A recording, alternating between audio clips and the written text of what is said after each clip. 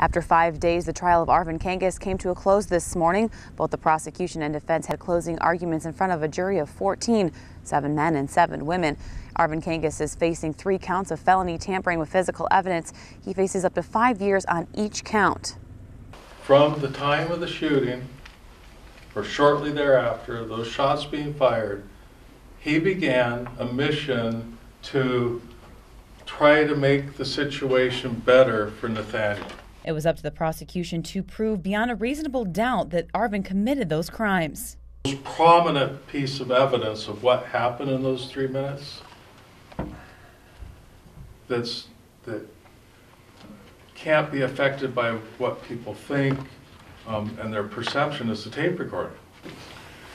You have to be convinced, before you can convict, you have to be convinced of a couple of things.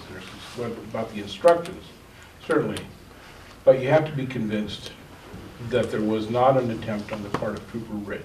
One thing that was touched on was the credibility of Arvin Kangas and the witnesses who took the stand. The defense talked about the blame lying on Nathaniel Kangas rather than his father, Arvin. Who's saying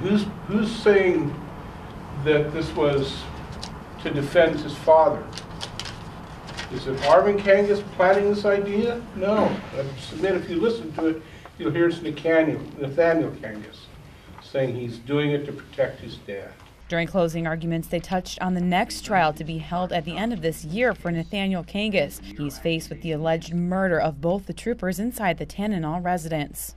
And Mr. Kangas doesn't need to know if it would have been a great defense for Nathaniel Kangas to advance in his trial, that he was defending his dad. I'm Stephanie Woodard reporting from Nenana.